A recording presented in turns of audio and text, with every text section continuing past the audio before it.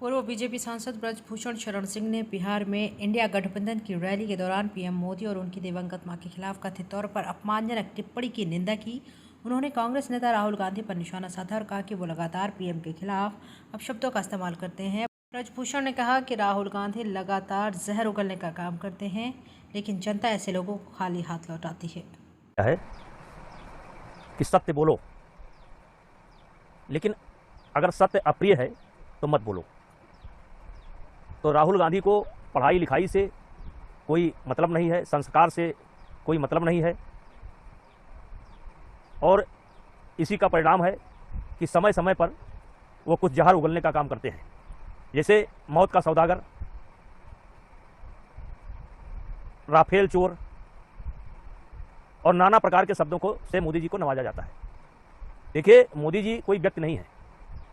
मोदी जी इस समय देश के प्रधानमंत्री हैं, और प्रधानमंत्री की मां की आलोचना करना कहीं ना कहीं देश की समस्त जो माताएं हैं, बहनें हैं, नारी समाज है, उसका आप अपमान कर रहे हैं।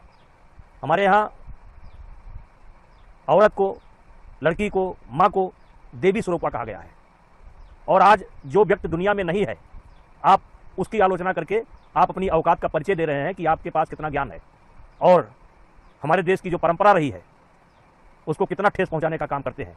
इसलिए हम ही नहीं, देश की सभी समस्त माताएं, समस्त बेटियां, समस्त बहनें, समस्त इस देश के नागरिक उनके इस कृत्य की निंदा करते हैं।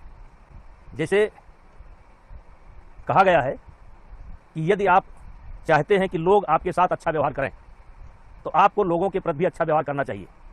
भाषा की एक मर्यादा है, उस मर्यादा का ध्यान रखना चाहिए। और ये इसलिए हो रहा है कि पढ़ाई लिखाई से देश का जो हमारा संस्कार रहा है, देश की जो हमारी परंपरा रही है, उससे राहुल गांधी का कोई लेना देना नहीं है, और इसलिए वो ऐसी भाषा का प्रयोग करते हैं। हाँ, ये सत्य है कि ऐसी भाषा का कोई जब प्रयोग करता है तो ताली बड़ी जोर से बजती है। तो ये जब ऐसे सवाल उठाते हैं तो ताली बड़ी जोर से बजती है, लेकिन चुनाव में इनको खाली हाथ लौटना पड़ता है।